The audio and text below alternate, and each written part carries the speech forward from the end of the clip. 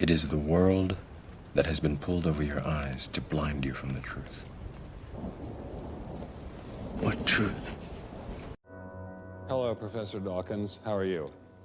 I'm Ben Stein. I'm so sorry to keep you waiting. How are you? Fine, thank you. You have written that God is a psychotic delinquent invented by mad, deluded people.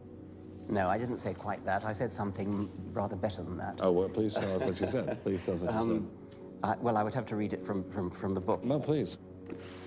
The God of the Old Testament is arguably the most unpleasant character in all fiction. Jealous and proud of it, a petty, unjust, unforgiving control freak, a vindictive, bloodthirsty ethnic cleanser, a misogynistic, homophobic, racist, infanticidal, genocidal, filicidal, pestilential, megalomaniacal, sadomasochistic, capriciously malevolent bully. So that's what you think of God? Yeah. How about if people believed in a God of infinite lovingness and kindness and forgiveness and generosity, sort of like the modern day God? Why spoil it for them? Oh, why not just let them have their fun and enjoy it? I mean, I don't want to spoil anything for anybody. I write a book, people can read it if they want to. I believe that it is a liberating thing to free yourself from primitive superstition. So religion's a primitive superstition? Oh, I think it is, yes. So you believe it's liberating to tell people that there is no God? I think a lot of people, when they give up God, feel a great sense of release and freedom. Why do you think that? I mean, what's your dad? What's your scientist? What's your dad? I think, well, I've had a lot of letters saying that, and I've... There are 8 billion people in the world, Dr. Dawkins. How many letters have you had? No, I haven't done that. That's quite true. Professor Dawkins seemed so convinced that God doesn't exist that I wondered if he would be willing to put a number on it.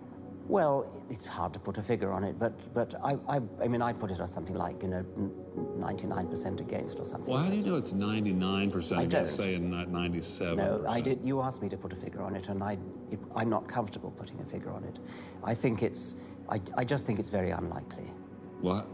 But you couldn't put a number on it? No, of course not. No. So it could be 49%. Well, it would be. I mean, I think it's unlikely, and it's quite far from 50%. How do you know? I don't know. I mean, I put an argument in the book. Well, then who did create the heavens and the earth? Why do you use the word who? You see, you immediately beg the question by using the word who. Well, then how did it get created? Well, by a very slow process. Well, how did it start? Nobody knows how it started. We know the kind of event that it must have been. We know the sort of event that must have happened for the origin of life. And what was that? It was the origin of the first self-replicating molecule. Right. How did that happen? I told you we don't know. So you have no idea how it started? No. Nor has anybody. Nor has anyone else. What do you think is the possibility that intelligent design might turn out to be the answer to some issues in genetics or in evolution? It could come about in the following way. It could be that at some earlier time, somewhere in the universe, a civilization evolved by probably some kind of Darwinian means to a very, very high level of technology and designed a form of life that they seeded onto, perhaps this planet. Now, that is a possibility and an intriguing possibility. And I suppose it's possible that you might find evidence for that if you look at the details of biochemistry, molecular biology. You might find a signature of some sort of designer. Wait a second.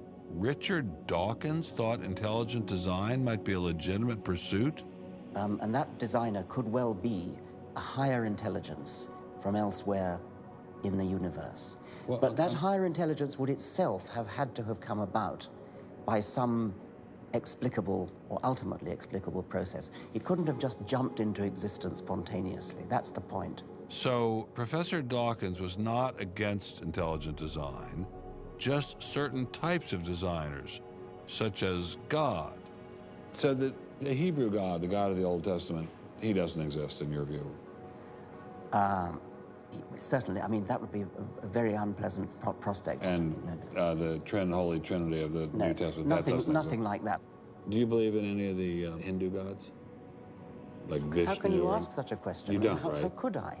I mean, why would I, given that I don't believe in any others? You don't believe in the Muslim God? No. I mean, why do you even need to ask? Well, I just wanted to be sure. So you don't believe in any God anywhere? Any God anywhere would be completely incompatible with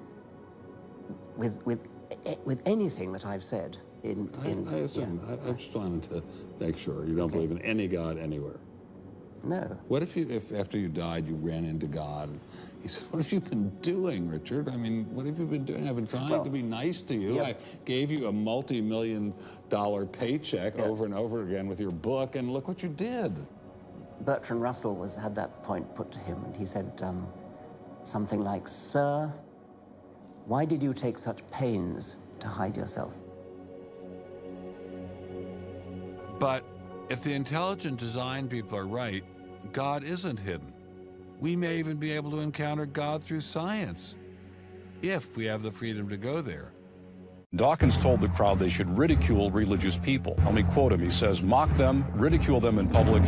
Their beliefs are insane, therefore they should be ridiculed with contempt." Years in the future, this may serve as a reminder, like a verbal time capsule. Honor your treasure, meant for the minds that denied in the past, ignoring the signs every time that we asked you to listen. You dismissed us consistently, and now you're living out prophecy. First-hand witness to the times and the miseries. No denying all the signs and conspiracies. We poured our heart out and urged you to listen, implored you to think, to make the right decision. Laughing aside, you just played the devil's advocate. Every time you heard the truth, you turned the opposite. Rejected anything that's turned against your politics. Convince yourself that you were good by thinking positive. Always the optimist, are you still confident that ignorance is bliss during the apocalypse? Smack dab in the middle of the storyline, slap in your face, shift in your paradigm, searching your mind for the memories you blocked out. Information that you knew was true but locked out. Conversations that you wish could be repeated.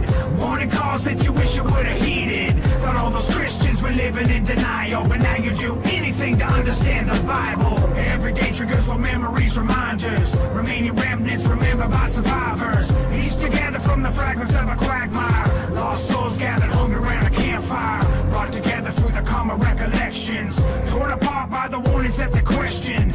Looking back, they knew this day was unavoidable. They hated God, embracing sin whenever possible. Gave control to everything they knew was evil. Sold their souls and now they're living like medieval. A whole world without laws or morality. Living in poverty and running from reality. I had a picture of missed opportunities. All the what ifs and lost possibilities. Cities burn like a giant crematorium. Mountaintops collapse like an accordion.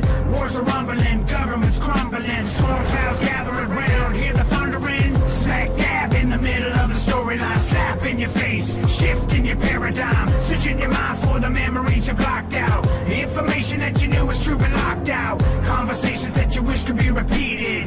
Warning calls that you wish you would have heeded. Thought all those Christians were living in denial, but now you do anything to understand the Bible. Anarchy reigns in the streets, in the alleyways. No escape from the pain in the end of days. Left alone with no internet or telephone. Cities are graveyards, crumbling catacombs. Apocalyptic wickedness and pestilence. Epidemics and afflictions, malevolence. No protection, no government or military. Just infections and really full cemeteries. Catastrophes on another level biblical.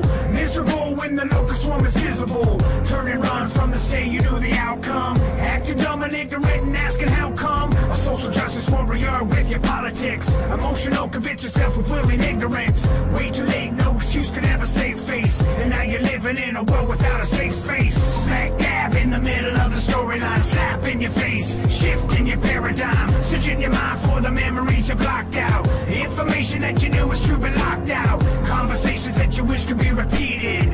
Warning calls that you wish you would have heeded. Thought all those Christians were living in denial, but now you do anything to understand the Bible.